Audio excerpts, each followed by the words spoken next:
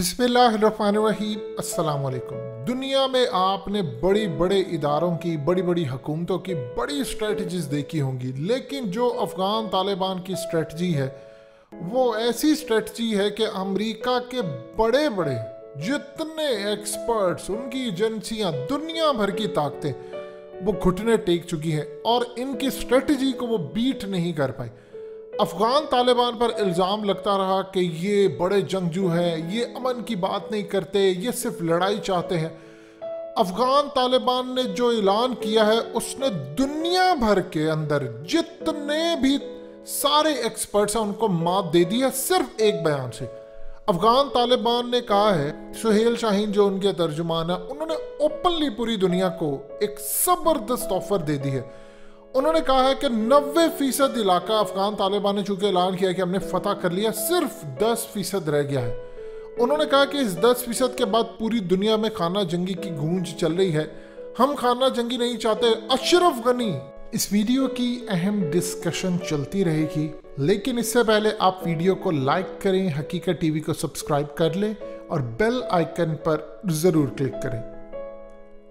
मुस्ताफी हो जाए, हुकूमत डिसमिस हो जाए, हम हथियार फेंक देते हैं। इससे बड़ी ऑफर वो क्या दे सकते हैं? ये इतनी बड़ी ऑफर है कि ये वो हड्डी है जिसको ना अमेरिका अंदर ले जा सकता है और ना फेंक सकता है, यानी उसके गले में ये हड्डी फंस चुकी है। उन्होंने सोचा नहीं था कि इस लेवल पर गुफ्तगू होगी। देखिए इंटरनेशनल मीडिया के अंदर क्या गुफ्तगू चल रही है कि अफगान तालिबान कोई भी लड़ाई खत्म करने को तैयार नहीं। अभी अब्दुल्ला की अफगान तालिबान के साथ बातचीत हुई, मुज़ाकरात हुए दोहा में, तो अब्दुल्ला ने वहां पर आकर कहा भाई नहीं, कोई मामला तय नहीं हो पा रहा। अब अब्दुल्ला इस वक्त इंडिया पहुंचे हुए हैं, जयशंकर से मुलाकातें हो रही हैं। क्या बातचीत हो रही है वहां पर? आप अपनी फौज भेजें, आप मदद करने के लिए आ गए। अफगान तालिबान ने ऐसा पत्ता फेंका है कि सिया ये देखती रह गई है। उन्होंने कहा है कि आप कहते हैं कि खाना जंगी हो रही है। उन्होंने कहा कि हम मोनोपोली पर बिलीव नहीं करते। हमने जो पहले कभी कोई फार्मूला या गलती की, अब हम वो दोहराना नहीं चाहते। हम 90% इलाके पर फतह कर चुके हैं। हम अब दावत देते हैं आपको, आ जाएं टेबल पर।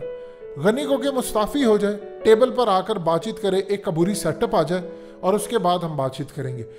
आप सोच लें कि इससे बड़ी कमाल हिकमत अमली क्या हो सकती है कि आप 90% इलाके को फतह कर लें, उसके बाद आप ऑफर अपनी रखें, क्योंकि अब जो गुफ्तगू होगी वो अफगान तालिबान की मर्जी से होगी।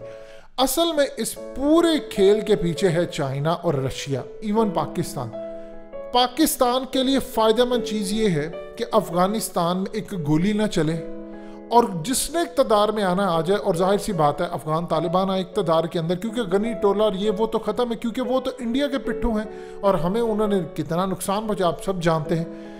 जब से अफगान तालिबान ने कोयटा बॉर्डर से लेकर, उन्होंने पख्तिया बॉर्डर से लेकर जहां जहां ताजिक बॉर्डर जो फतह किए हैं, एक पाकिस्तानी को खरोच तक नहीं आई। यहां से आप अंदाजा करें कि अगर अशरफ गनी हुकूमत ये काम करती, उसने पाकिस्तान पर चढ़ दौड़ना था।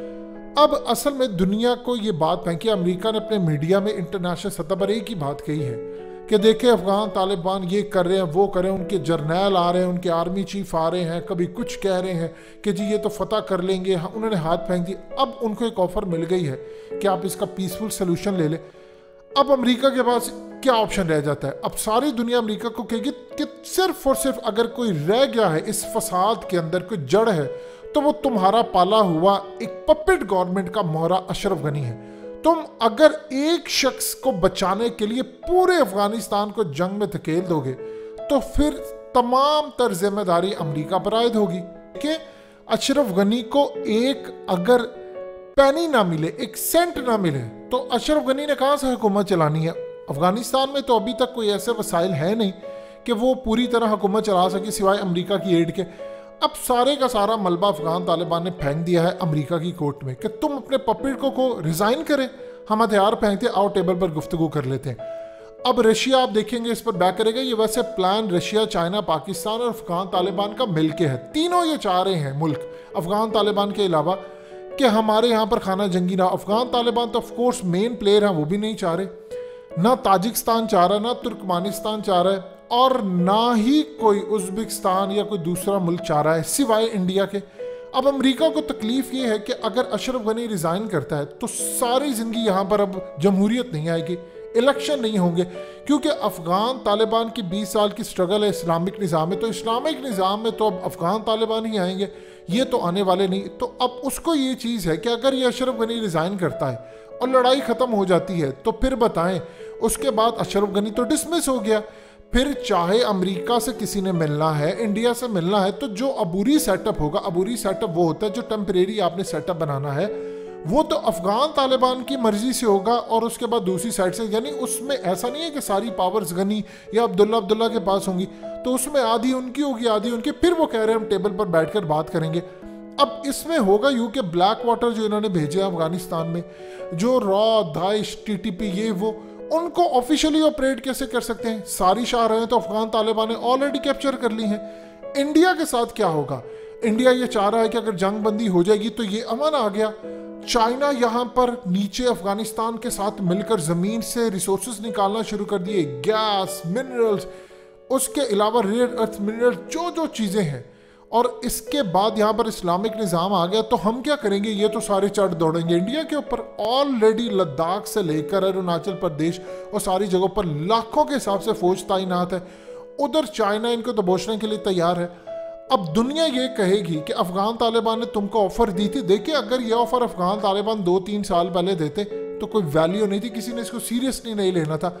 आज जब लॉयड ऑस्टिन या अमरीकी फौज के सरबराह दुनिया को कहते हैं कि सब कुछ फतह हो रहा है, सारी चीज़ें हमारे हाथ से, काबुल फतह होने वाला है, अफगान तालिबान ने ऐलान करे कि 90% इलाका हमने फतह कर लिया, उसके बाद आप आकर टेबल पर ये ऑफर रखें, तो बताएं इससे कमाल ऑफर क्या हो सकती है? ये वो चीज़ है जो अफगान तालिबान ने विक्ट्री हासिल की है, बड़ी कमाल तरीके की।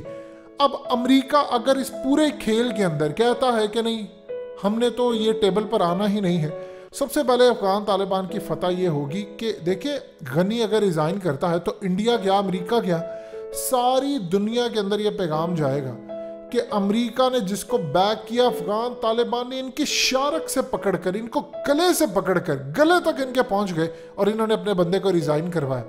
और उसके बाद लेट से अगर ये इसी तरह चलता रहता, अफगान तालिबान ने तो आज नहीं तो कल काबुल तक पहुंच जाना, उन्होंने अशरफ गनी को छोड़ना नहीं है।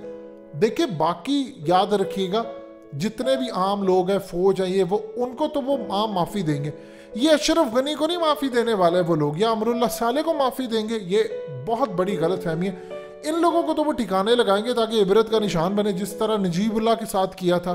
सोवियत यूनियन की बैक पर नजीबुल्लाह था, तो उसको उन्हें ठिकाने लगाकर हुकूमत बनाई थी, बाकी सबके लिए आम माफ़ी का ऐलान था। तो जो मेन पपिट होते हैं उनको नहीं वो छोड़ते। अब अगर यहाँ पर सूरत हाल ये पैदा होती है कि अमेरिका का पपिट अशरफ गनी अगर रिज़ाइन करता है तो अमेरिका फारिग और पूरी दुनिया में उसकी धाक खत्म, यहाँ से हमले का जवाब सब कुछ खत्म। अगर नहीं रिज़ाइन करता तो दोबारा मारा जाता है अशरफ गनी, या कोई ऐसी सूरत हाल होती है कि काबुल फतह होता है, या उसको वो गिरफ्तार कर लेते हैं, कुछ भी होता है, तो फिर अफगान तालिबान दुनिया को कहेंगे हमने तो आपको ऑफर दी थी, और दुनिया ब्लेम करेगी अमेरिका पर कि तुम उस वक्त अगर कर ले तो ये खाना जंगी ना होती। उसके बाद चाइना, रशिया और पाकिस्तान इनको बैक कर रहा है पूरी तरह। सो इतना कमाल ग्रैंड प्लान, इतनी हिकमत अमली कमाल, अमेरिका को समझ ही नहीं आ रही। और चाइना ये चाह रहा है कि किसी तरह खाना जंगी ना हो, क्योंकि अफगान तालिबान से उनकी कमिटमेंट है, आप सिर्फ अमन लेकर आए, पैसा बहाना, कंस्ट्रक्शन करना, कॉरिडोर खोलना, सी पैक एक्सटेंशन लाना, नीचे सब कुछ आपकी ज़मीन से नेचुरल रिसोर्सेज को निकालना, ये हमारी जिम्मेदारी है। आप माने या ना माने, इतनी कमाल हिकमत अमली किसी इंटेलिजेंस इदारे की नहीं हो सकती जो तालिबान ने दिखा दी है। और अफगान तालिबान इक़्तिदार में आएंगे तो पाकिस्तानी तालिबान का भी सफाया हो जाएगा।